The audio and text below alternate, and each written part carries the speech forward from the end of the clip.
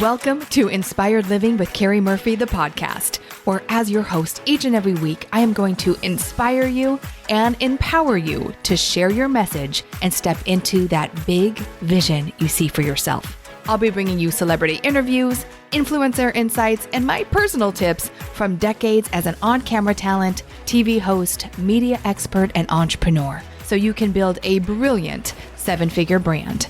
Because when you're inspired, you inspire others. So let's go.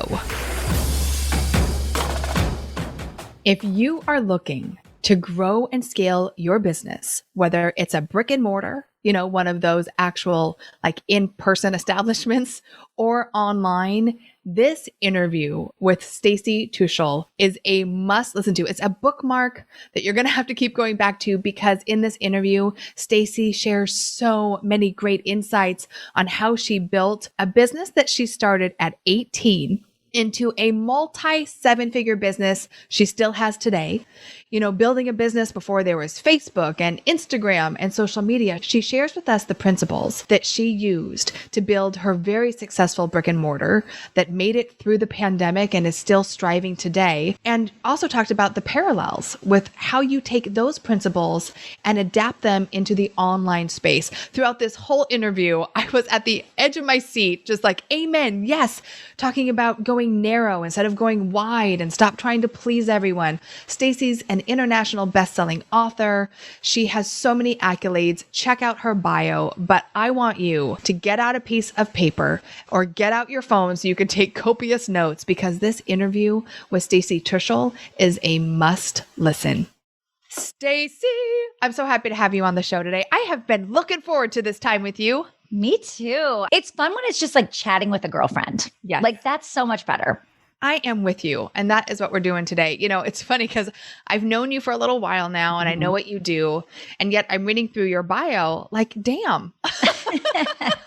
Like, I didn't know that. I did not know. And I think maybe I had a little glimpse of knowing, but that you actually started the business that is like your super, super crazy, wildly successful business now at 18 in the back of your parents' yard. Is that true? Or is that just bio myth? Yeah. But like, wait, what did we write in there? I know. No, it is true. So that summer I graduated high school. I was actually still 17. I have a really late August birthday, and still 17, about to turn 18, started what I thought was just a hobby and something for fun that then turned into, wow, people really like this. Maybe this could be a business. So that first summer I had 17 dancers come to my parents' backyard. Wow. And then within 3 years we had 100. And this was no marketing. How big was their backyard? We actually have a decent sized backyard. It was actually a side yard, not even the backyard, but it goes good in the bio as the backyard. Right. But no, it's funny because, my parents were always just very supportive, and the school was getting renovated my senior year. So they kicked the dance team out of the school and we had to practice outside. And we're like, listen, if we're going to practice outside, like we have to find a better place to practice, because there was just construction everywhere at the school. And I was the captain and I said, hey, feel free to come. My parents said we could have practice every day here at my backyard. And we became the house. And then all of a sudden I graduate. I'm like, hey, can I keep the backyard for my other hobby? And I want to start teaching middle schoolers. And I mean, who knew like how that would turn into what it is? So today, this is 19 years ago now, we have 2 performing arts academies, 50, 60-ish employees, 2 custom facilities we built for the dance and music schools, 1,000 kids. I mean, it's just grossing, 7 figures a year, many years in a row. It's crazy. And that's just one business, because you have a whole nother one too. Yes. So yeah, that's the first business. And then maybe like 10 years ago and maybe earlier, and I just didn't even catch it, I would get the local karate shop to say, hey, could I pick your brain? Could we sit down? We're kind of in a similar industry. And then a dance mom called up and said, hey, I'm thinking about starting a chocolatier, like a retail shop for chocolate. Can I ask you some questions? I'm like, okay, just like all these random things. And then, after it kept happening over and over, I thought, okay, I could probably start consulting. And I think I got that confidence built up because they were really going, wow, like I didn't know this. Yeah. And then it was building my confidence of, wow, I maybe have learned a few things over the last decade or two. And this is helpful for people. Yeah. So that's kind of what birthed Foot Traffic, which is now my consulting business online.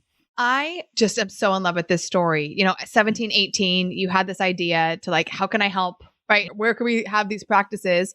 What was it when you graduated the thought of I'm going to teach middle students now, middle school students. And how did you get those students? Now we're going back 19 years where social media wasn't around. Nope. Did you go to each school? Did you hand out flyers? How did you know what to charge? I just want to know, like, what was your beginner's mind like then? Yes, for sure. Because I mean, really, you're right. Social media did not exist. I mean, it was not a thing. I just got a phone, which is even crazier because I was young and cell phones weren't even really a thing. Yeah. So when I graduated that summer, I didn't even have a phone until September when I was off to college. So it's like, I didn't even have a cell phone, let alone social media, and we're building this business. So I have a half sister who had a cousin in middle school. So that's kind of where I'm like, Dream 100, who do I know? Right? I don't know middle schoolers. So I'm like, who do I know? Okay, my sister has this cousin who's a dancer and she's on the middle school dance team. How do I get her a flyer to pass to her friends? So I just had one person that I knew that then turned around and said, hey, and then I had credibility of I was the high school dance team captain. So I had a little bit of credibility in their mind. Like, let's be real. I was not even that great of a dancer. Though, for a middle school student, that's cool. Pretty big. Right? That's like the senior captain. Yeah, that's pretty cool. Team. Yes. So it was a little bit of credibility to at least to my person. And then it was, who's my connection? Who do I not just get one person, but who do I get that knows other people? And that was it. It was that girl posted the flyers and I met at the community center. 17 parents came with their kids and auditioned. Okay. Now let's just hold up here because we're in this like online mayhem space, which I happen to love, right? But we're talking about tactics that you did how many years ago? 19 years 19, ago? 19, yeah. That still work today. And you said something that you and I know, but other people might have said like, what? Yeah. Dream 100. Yes. What is that? So you're going to work just as hard to get one client, or you can do that same, whatever you're going to pour into it, where that person is connected with lots of different people, right? So even right now, me being on your podcast, let's say I wanted to sell you something, Keri. Well, me talking just to you is one sale. Me getting on your podcast to, how many people listening opens up a wider reach, right? You don't know how many it's going to bring, but it's going to be more than just that one-on-one. So a Dream 100, I mean, there's so many ways to do Dream 100, but it really is, where are my ideal clients hanging out? And who is the connector that's going to put me in front of them? And at that moment, it was an 8th grade middle school dancer. AKA referral affiliate marketing. Yes. Yeah. With no affiliate at the time. No, but now it's like, oh man, if I would have been like, and by the way, the winner's going to get an iPad or whatever was. Imagine what those students would do for you now. Oh my goodness. Hey, this is a whole nother marketing arm for you now, right? Yeah. for the schools that you have. Oh, wow. And the reason why I think this is such a relevant conversation is because when you're in a place where you're growing your business and you're just starting out, everyone thinks I just have to go live on Instagram and my business is going to grow, or I just have to be visible, which of course I believe is incredibly important. But to go back through and compile that list of who do I know? Who can I get in front of? To this day, Stacy, wouldn't you say like it's still all about relationships? 100%. I actually just spoke at an event this morning and it was a networking event for people to go and chat with other business owners. That will never go away. It just amplifies what's happening now. And if anything, we just do it way more because we can do it virtually as well as in person. But it really is. I mean, they say like, it's who you know, right? It really is. So fast forward, you have, is it 2 brick and mortars? Now I have 2 locations. Yes. But I had the first one for probably at least a decade before I started the second one. I love it so much. Growing up in dance and entertainment, I know how important those facilities are to, young and old. So you've built out this team. You have about 50 employees, multi 7-figure business. And now you have this online business you've had for a decade, right? And what I love too, is that you were listening to what people were asking you and created a solution to that problem. And for so many of us, that's why we get into business, because we have a solution to someone else's problem. My question for you, Stacy, is now looking at this brick and mortar and the online, is the marketing and the services, like, do you feel like it's the same? Because I work with a lot of clients that are doctors, attorneys, realtors, lawyers. They have the brick and mortar. And then as we know, with 2020 behind us, a lot of people have moved to virtual. So what do you see is the main difference when it comes to getting the ideal client in the door? Yes. So I really think we assume being a lawyer has nothing to do with the thing now you're doing online, right? I came into this not sharing my experience, not telling people I had dance studios because I thought they might actually see that as a disadvantage when it's so the same. The business principles, the foundations are the same. It really is. So when I look at in the beginning of my online business, I'm like, why isn't this working? And then I would look at, well, what's working in the studios or what has worked for me in the studios? I just kept pulling the principles that were working and I started implementing them in the online space and it was clicking. So what were some of those principles, Stacy? Yeah. So, okay. So one, I was experiencing the feast or famine of shoot, this month is great. Next month is not. Who can relate to that? Right? Yeah, ups and downs. I'm like, I don't have this in my studio. Like, what is the difference? And the difference was we don't just have buy one thing and you're done. It's are you signing up and you're on a reoccurring, we have the credit card and we're charging you the 15th of the month every month and you can cancel it anytime, but we have your credit card and it's a commitment. Whereas online, I'm like, oh, wait, I'm selling one-off products. I'm like a one and done type shop. So I'm like, well, that has to stop. So we immediately said, how do we create reoccurring revenue over here? That was a game changer for our genius, by the way, genius. Well, and it's so funny because it took me a while to realize that was the problem. Because I'm like, what? Like, I'll never forget my first launch ever, which comes back to who do I know? Because I didn't have an email list, didn't have anything. So I reached out to my dance mentor and I said, hey, I'm going to create a productivity course. Do you think your audience would like this? We could sell it on a webinar together. I'll do all the work and you can take 50% of the commission. And she said, sure. Yeah, I'll do that. Sure. Yep. So again, who do I know? I didn't know anybody at the time, but I had this mentor who had a list of business owners and I had a product that was complimentary, not competitive. And I had credibility in her eyes because I was one of her star students. So we put this on, we together make $11,000 in this one webinar. And I was so excited. And in my head, it was like, this is it. I'm going to make, $10,000 months every single month. And the next month I made $0. Like, oh shoot, this is not what I thought. Did you do the webinar again or no? Okay, Keri, I'm embarrassed to tell you, I never did it ever again, ever. And I never went back to her ever again. Because it worked so badly? Because in my mind, I thought, well, I already did that. So what's next?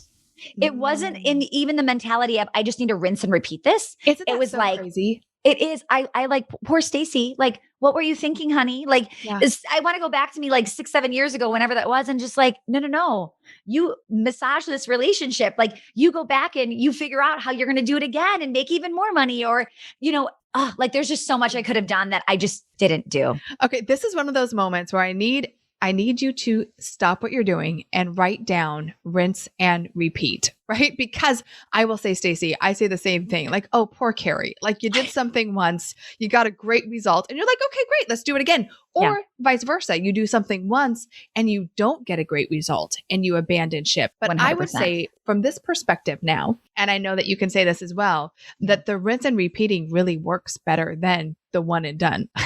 That's probably the biggest takeaway you could ever take away from anything, because you know what? I had this full sense of what I should be getting online. What I'm hearing 6-figure launches and $1 million this. So I'm thinking $11,000. That's nothing. Like, no, like I wanted 6 figures.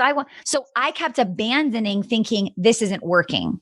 And then when I realized, I started to interview a lot of people on my podcast and I would start to, pick my friends' brains and, be in masterminds.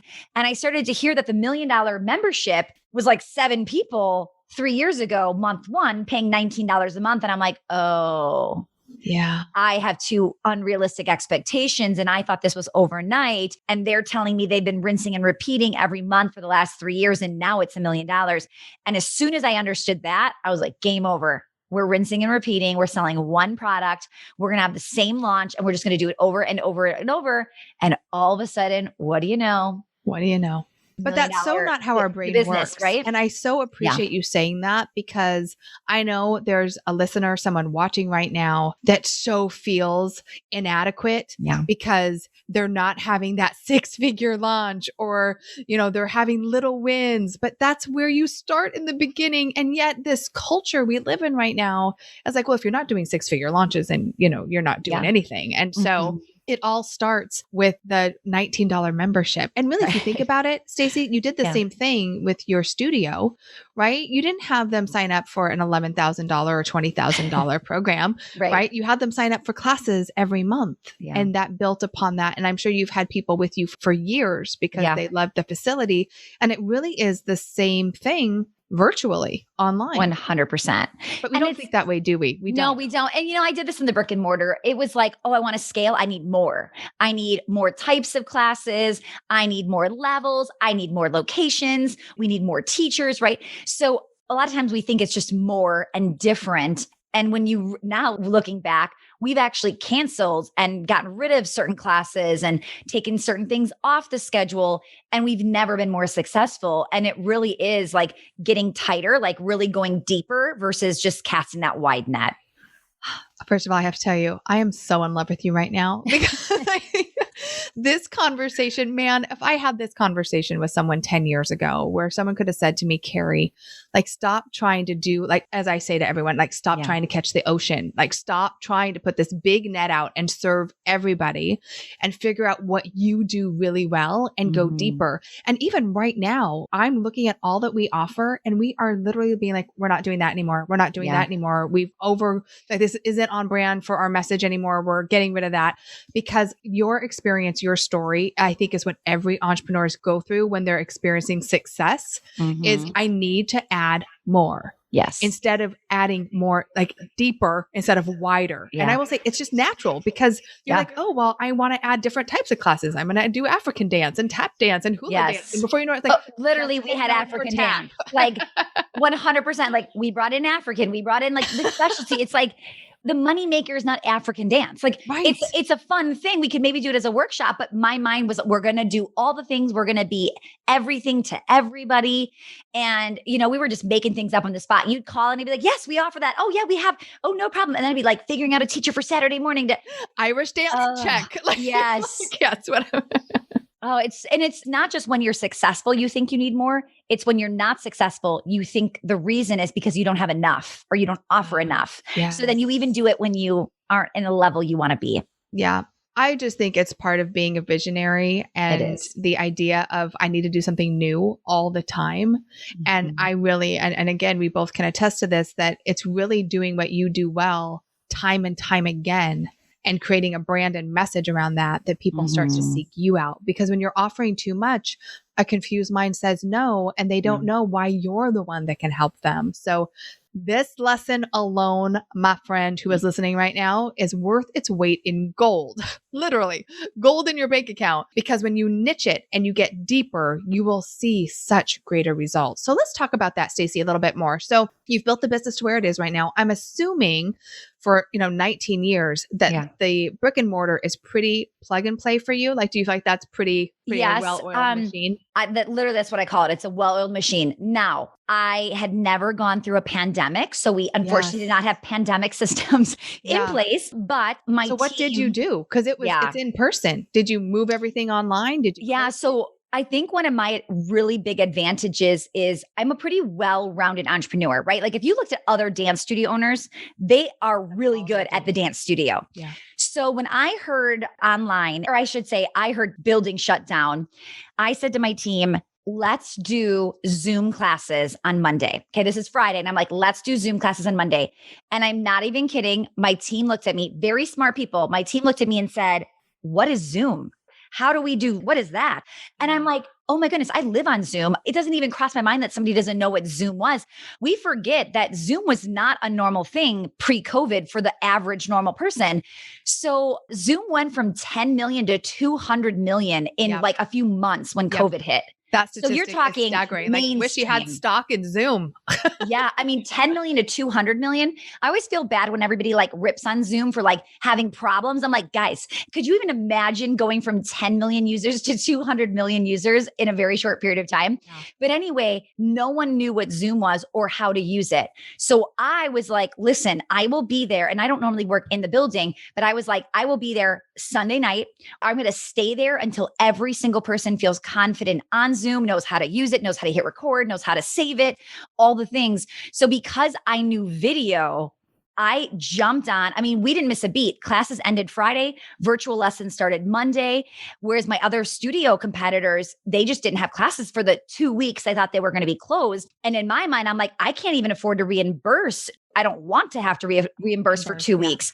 Well, their mind, everybody believed we were coming back. So because they thought it's just 2 weeks, we'll be fine. We'll credit them. We'll do this. And then it turned into, for us, March through June, it was a pretty big time that we were shut down. So for me, I definitely had to get back in. I'm the strategist. I'm the visionary. I am like the marketer of how do we do this and how do we grow? So I definitely had to get back in there a little bit. However, it did shine a light on our weaknesses. And I think the thing I saw was I'm the visionary and I needed to have a visionary there to really replace me. And I never had it because we were just so well oiled that we didn't need it. Right, sure. So we actually just hired in the last month or so a full-time marketing director. So she is basically now working with me. I'm jumping in basically once a week to train her. So a year from now, we've got a visionary. We know somebody who knows our numbers, who's going to be really focused on marketing and all of that. So, it just made us even stronger.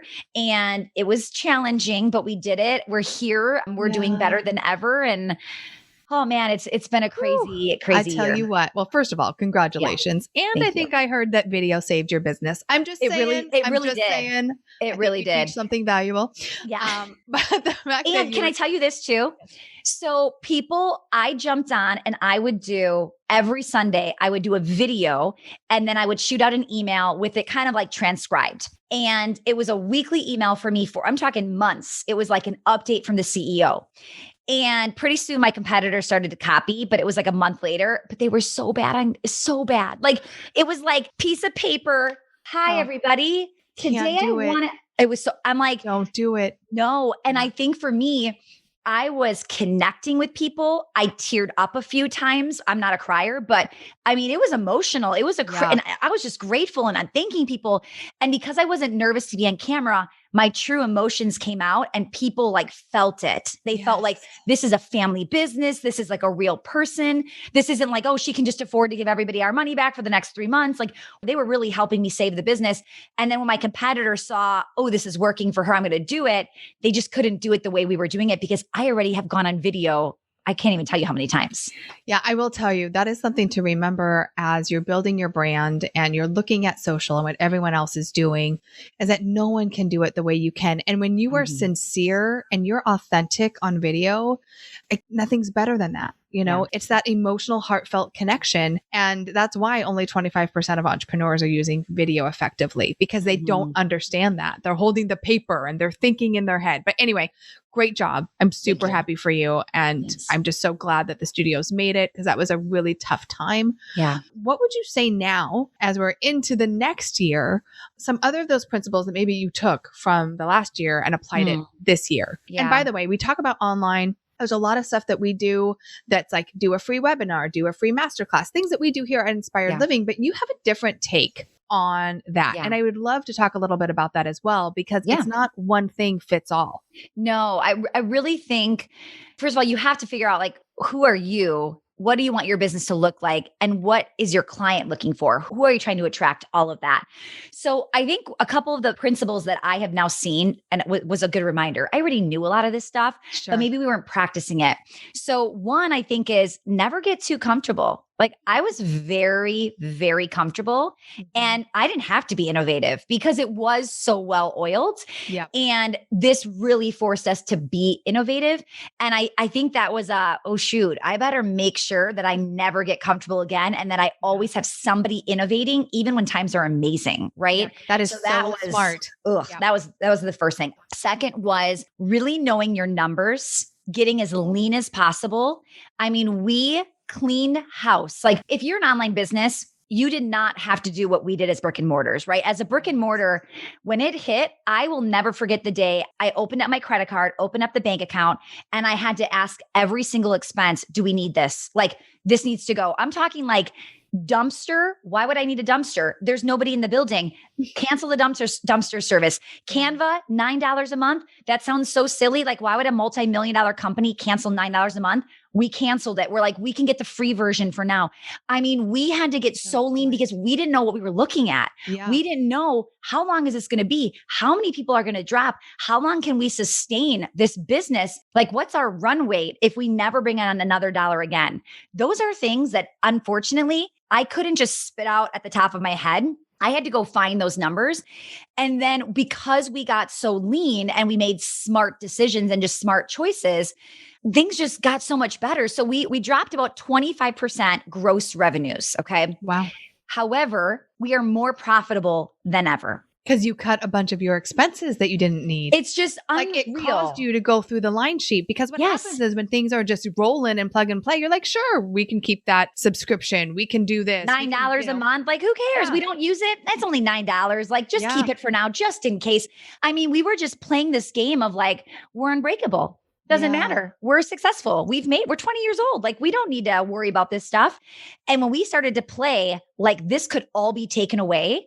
Game changer. Yes. I mean, game changer. We are looking right now, we are heading into summer, and summer for our studio, it's not our in season. It really truly everyone's is on vacation. Yeah. We drop crazy. Our numbers go crazy. And because of that, summer can get real tight. Like by the end of August, we're just like waiting for September 1st to come. And this, I will tell you, in 19 years, this is the best, almost June, I should say, bank account I have ever seen, ever. Wow. And it's not because of the revenue coming in. It's because of truly focusing on what is going out. And this could have been us for years, and we just didn't even think about it or understand. And I just want to remind anybody who's listening, like, you probably haven't gone through an audit of what you're spending, but it's just going along, and your CPA doesn't think to say, are you actually using it? Oh, that is the same thing as that. Do you really need 2 of them? Mm-hmm. We just did that actually. And we continue to do it on a quarterly basis. Yes. Because it's one thing, of course your revenue is one thing, but your profit is another, right? So people can say I have a 7-figure business, but you bring in nothing at the end. So smart. Go look at your line items, go do an audit on your bank accounts, and really ask yourself the question, do I need this? Because it is so true. Well, I'll grow into it. I'll use it later. Well, I mean, you just make up excuses. It's just like the silliest thing that we do, where like we had like is it plan? I think we had Later and Planoly. They're like the same thing. We were only using one, but we were paying for both. We're like, why are we doing this? Like, it's just silly. And you think like it doesn't matter. It's only $50. It's only $100. It's only $100 a month. It all adds up. Mm-hmm. It sure does. And quicker than you think. That's a whole other podcast. Like quicker than you think. My goodness. All right. So I want to talk to you about your paid online strategy. I want to talk to you about your new book. I know we only have so much time. We could literally talk for hours, Stacy. Yes. But let's talk about the monetization of the online approach that you have that is actually quite different than what everyone else is doing. Yes. So, a lot of times you'll see the free trial, the free audit, the freebie, like free lead magnet, right? Yeah. And, they definitely were very, very effective in the past, and they still are effective. However, they're losing effectiveness. So I'm not saying they don't work. I'm saying that a lot of times, how many times have you opted in for something, grabbed the free download, and immediately unsubscribed right away after you got the download because you don't want to be on somebody's email list, but Stacey, you do want. I've never done that. I do not know what you're talking about. Well, let me tell you, people are doing it to you. Okay. No, I mean, I know it's like we all do it, right? And we start to kind of get even the idea of like, they just want my email. Like, how good is this thing going to even be? Right. And we start to get lower level quality leads, right? Yeah. So for us, we did this in both the brick and mortar and online. So we do offer free trials, but one thing that we decided to do for one of our top of funnel strategies was $14 for 14 days. So all of a sudden, you get somebody who's actually willing to pull out their credit card and sign up, which just immediately ups the level of the person. Absolutely. So our number one way to get new clients for paid traffic, I should say, is our free trial. And with this free trial, the number, if I wish I had my report in front of you, it's just crazy the number of people that will grab the free trial, but never use the free trial, right? They just don't even show up. And it's because there's just no skin in the game. Yeah. However, honestly, there's just too much out there. I think it's just sure. Content confusion everywhere. Yep. It's like, grab the coupon code, grab this free thing, grab that free thing. Like, who cares if we use it or not, but at least I have it. Yeah. And then when we changed to this $14 for 14 days, all of a sudden it's like 99% of the people are showing up in the building. And we know that if you show up in our building, you're converting at like a 99% retention rate as well. So we started to say, okay, how do I do this online? Because we're doing the free boot camps, we've got the free lead magnets, we're doing all the things, but obviously we know that show up rates on webinars and all of that just hasn't been as great, or I should say, as it used to be, right? I'm talking like 5 years ago, it was obviously better than now. People get more skeptical the longer these things last. And there's a lot more people doing it now than there was 5 years ago. So there's so many options for someone to get something for free, which again, you and I both know when you get something for free, oftentimes people don't see that as valuable. Right. Absolutely. Yeah. So we had our free boot camps and we decided, what if we charged for this? So we actually started at $17 a boot camp. Now we raise it cold traffic, like cold traffic. Know you at all. Doesn't know me at all. Cold traffic. We raised it now to 27. We've been doing it at 17 for like 4 or 5 months, every month in a row. 90% cold traffic. The other 10% are previous boot campers that want to come back again. So they're only, when I say the 10% of it's warm, it's only warm of like 30 days or 60 days. It's still pretty relatively cold. So we started doing these every single month, rinse and repeat since December. We're starting our June one coming up in 2 weeks, and cold every month. So we don't even promote our launches anymore organically. We do it very casually and once in a while, but we don't need to because we're constantly getting our cold people to come in. So our visibility is just skyrocketing. And then on top of that, because we're funding our own Facebook ads, we can actually put the money we got back into it. So our last boot camp, I have my whiteboard here. Our last boot camp, we generated $12,000 before we ever sold anything in the boot camp itself. So like that 12,000 funds Facebook ads, right? Yeah, so we start to be able to expand our reach, but then here's the best part. We have quality people inside of there. They show up. Yeah, they show up. Yeah. And what's kind of crazy too is, I've been doing 5-day challenges 4 or 5 years. And they used to be, once in a while you'd see people do it. Now it's like everybody does. I mean, Tony Robbins, like everybody's doing the challenge, right? So what happens is sometimes people are registered for 3 challenges in 1 week. The same person is like signing up for all the things. And what happens is now that ours is paid, they're actually coming to ours. Right. Because if they do, who you're going to choose, I paid for this one. I better go to it. This one's free. Psychology. This one you bought. Totally. It's more valuable. I paid for it. Yeah. So we're getting higher show up rates. Usually day 1 and then day 2, there's a drop off. Our day 2 gets bigger, which is weird. And I think the reason day 2 gets bigger for us is they maybe catch the replay if they haven't shown up live and they're like, ooh, this is good. And I paid for it. So then day 2, they're there. So our drop off is very minimal. Whereas when it was free, it was like day 1 to day 2 was like 50% drop off. It was just crazy what we would see. Yeah.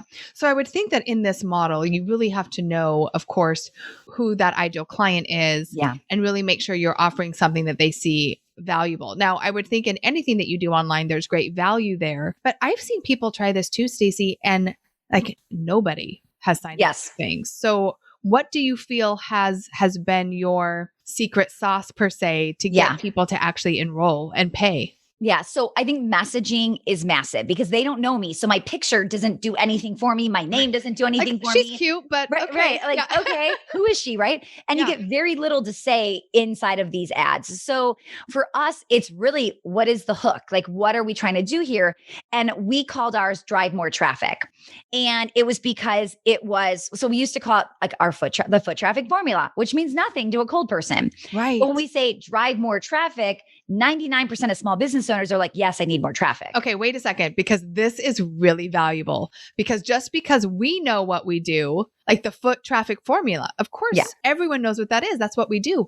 But to the cold traffic person, they don't know what the foot traffic formula is. It a shoe store? Like, what is it? Right? Really? Is it a shoe store? Like, drive more traffic. Yes. Like, as easy as it gets and clear as it gets. And I just need everyone to hear this right now, because sometimes we get so engrossed in what we do that we forget to share it in a way that makes sense for the person who's never met you before. Yeah. It's really little about me and more about what they want. And that's what gets people to say, yeah, I do. So our sub headline is like 10 free or low cost ways to drive more traffic. So now they get the headline and now it's like, ooh, good. It's free. It's like the free strategies so that they also know, like, because what's their objection? Well, how big of a marketing budget do I need to drive traffic? Right. So we're like, oh no, not with this.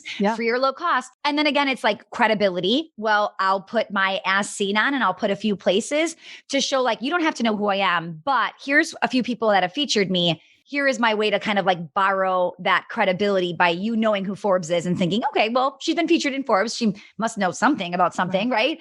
And then it's up to us and up to me to come in and deliver the value to keep them there and to keep seeding what's tomorrow and, why you should come and what you're going to learn and all of that. Yeah, I think the great takeaway from this too is that there's no right or wrong. You have to figure out your audience, your message, what works, and test and try things.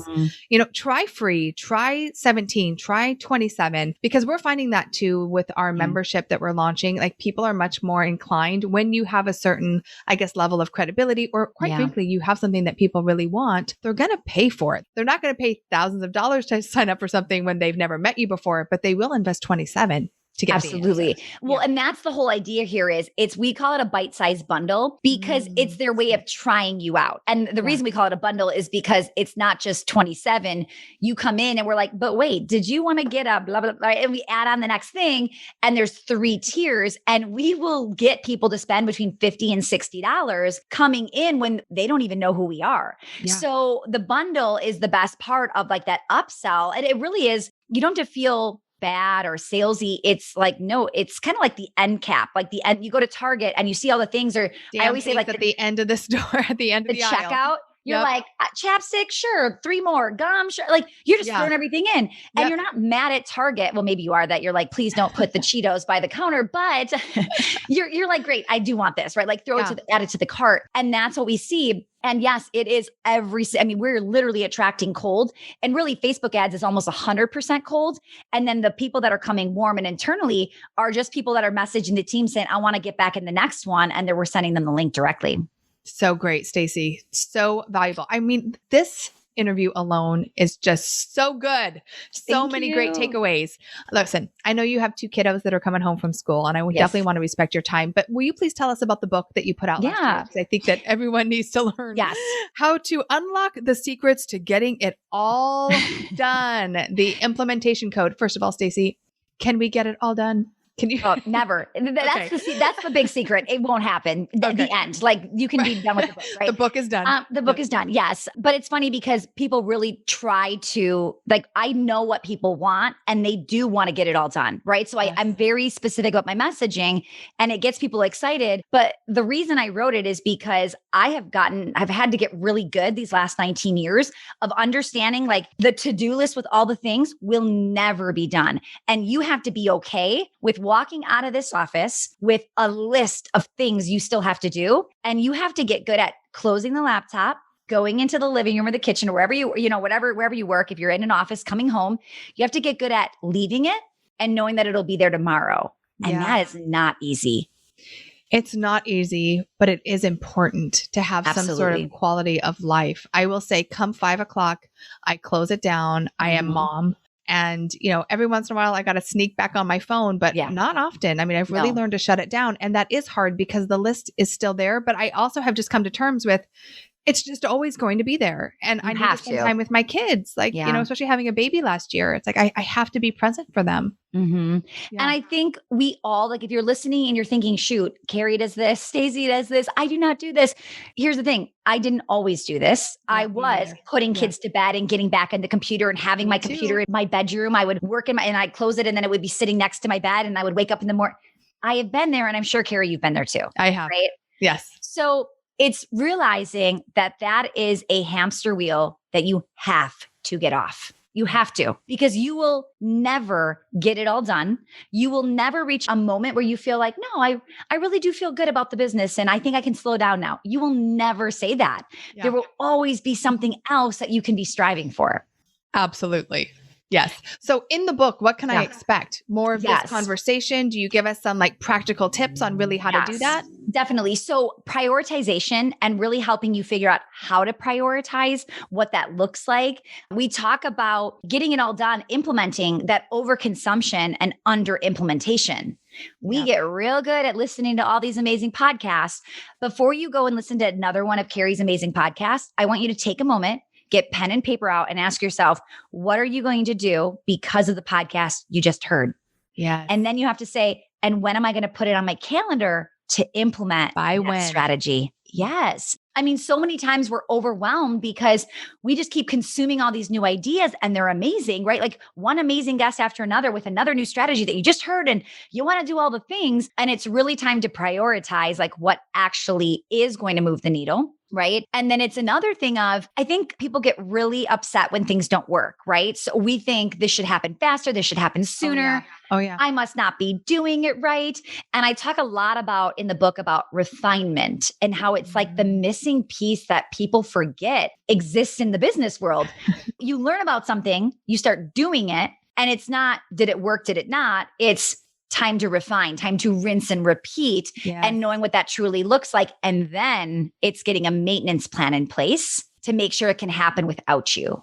Oh, so valuable. It's funny. I'll be out on a walk and I will think about that. It's like inspired living has grown to where it is. What would happen if I was out for a month or something? Like, that's the conversation I think of now in my own head. The conversation between Keri and Keri. Is, how do I safeguard this company, and allow it to keep moving, even with the great team that I do? There are things that you and I do that are things that I'm assuming only we feel that we can do. Yeah. But the maintenance, how do you keep it going? Yeah. Such a good question. And I think my studios right now, I've realized they're on maintenance and they really are chugging along. But because I was missing the visionary and I've been checked out of the visionary role, at least pre-COVID, there hasn't been like expansive growth. We've been very stable and growing like little bits and pieces. And we're at 1,000 students and our numbers look great. But I mean, we used to go from 100 to 300, 300 to 500, right? We're like, the missing piece was I left the visionary role and didn't replace myself. Yep.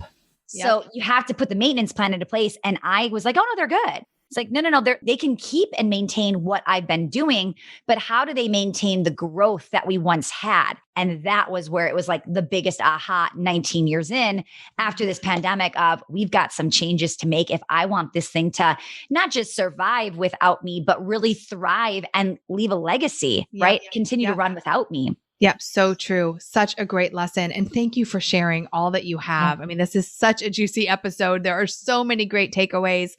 If someone wants to get in touch with you, Stacy, how do they do that? Yeah. So if you want to grab, the book is still free. You just pay for the shipping, but it's a physical copy of it. You can go to implementationcode.co/free book. And then we have the link here too. Perfect. And then I would say my podcast, Foot Traffic, is a great place to start. Again, we don't just teach brick and mortar. We definitely are giving foundational business principles that we use in both of our businesses. And then anywhere online at Stacy Tuschl. I love it. Well, you said something too but when it comes down to online or brick and mortar, the business foundation doesn't really change. It doesn't change. So learning these principles, go listen to her podcast. It's amazing. And if you haven't noticed, Stacy's pretty amazing. So she's definitely someone you want to stay in contact with. And I'm also going to say, connect with us on Instagram, leave a comment. Like, we love hearing from you. We want to know your takeaways. We want to know what you're going to implement. And we're excited for you. So please let us know if this episode has inspired you in any way and what you're going to do next. Stacy, before I let you go, I want to know, what does inspired living mean to you? I think just waking up excited with a purpose. Like, I can tell the difference when I have something to look forward to that day, or I'm just feeling burnt out. And there is nothing better than waking up without an alarm and being excited to get up for my day and to get started and to really make that difference. So, so good. Keri, thank you for having me. Like, you're amazing. Such a big fan of you. Thank you so much. Well, if you want to get rid of your alarm, I'll let you borrow Landon for a little while. He's up at 5:30, girl. You will never need alarm. We just got a puppy, so my puppy likes to get up at 4:45 right now. I'm like, oh no, this is not a because we're done with the baby stage. I'm like, I finally have sleepers, and now puppy. Yeah, no. The puppy. Well, yes. God bless you, sister. Well, thank you for your time. You're an amazing woman, and congratulations on your success. And I can't wait to see you soon. Yes, thank you. You've just heard another uplifting episode of Inspired Living with Keri Murphy, the podcast. I hope you loved it. If you haven't yet, please subscribe, rate, and review this podcast. And if you'd like to know more about Inspired Living or to get your hands on many of our awesome free resources, such as the Be Studio Ready Guide, simply visit us at inspiredliving.tv/podcast. Remember, your vision is your destiny, and we're here to help you bring it to life. Join me again next week for another extraordinary episode.